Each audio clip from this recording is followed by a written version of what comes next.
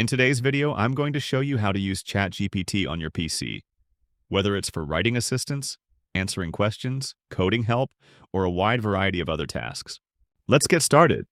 First, open your browser and go to chat.openai.com. If you don't have an account yet, click on Sign Up and create a free account using your email, Google, or Microsoft account. If you already have an account, just click on Log In and enter your credentials. Once you're logged in, you'll see a chat box in the middle of the screen.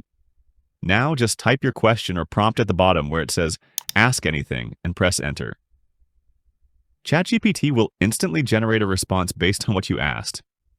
You can ask it to write emails, summarize text, help with homework, explain a concept, or even tell you jokes.